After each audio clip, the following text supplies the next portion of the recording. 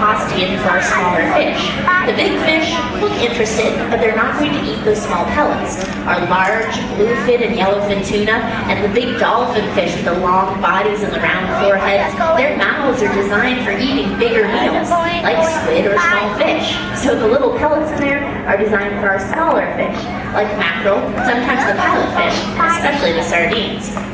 Now what we're hoping is that as these pellets sink down to the bottom, the sardines will realize that food is ready, come to the surface, and then we can dump in a huge pile of krill. Now krill is definitely a great food for sardines in the wild. Sardines are designed for eating small animals like plankton, and so they have mouths that can scoop up food as they swim through the water with their mouths open. It's a very fast way to eat lots of small stuff. Now, does anyone else know anything that eats krill? Whales, absolutely. A big blue whale that's 100 feet long will eat the same exact food as our little sardines. They're about a foot long. So it's amazing that all these animals can survive off this krill. In the meantime, though, we've got the sardines starting to come up right off the side, and they are just boiling towards the surface.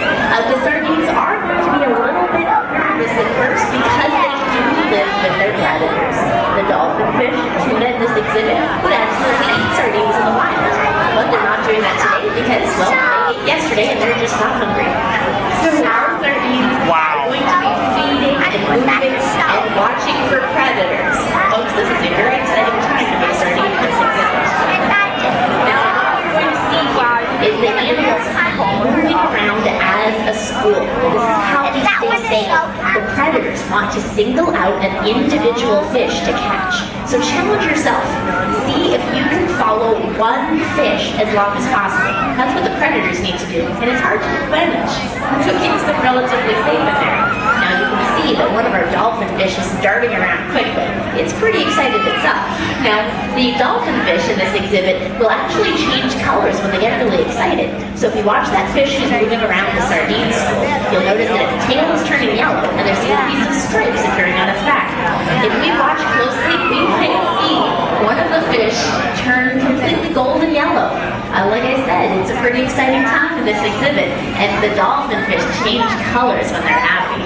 Now, these dolphin fish here, when they get all excited chasing around sardines, well, keep in mind that they're not actually catching too many just yet, but these are predators, so they might do it. You don't know. We never know what's going to happen during this feeding. Now, folks, staying in this pool is the best thing the sardines can do at this point. That large group keeps them protected, and it means they have more eyes to watch for trouble. There is no leader. There's no king sardine. It's every fish for his or herself. And as they watch for predators, they will alert the fish around them, which is the best way to stay safe. Now, folks, I know you've heard the phrase before, stay in school, but this is why. If you don't stay in school, you'll get eaten by the predators. Okay, now while we're watching our animals eat here, they're going to be finished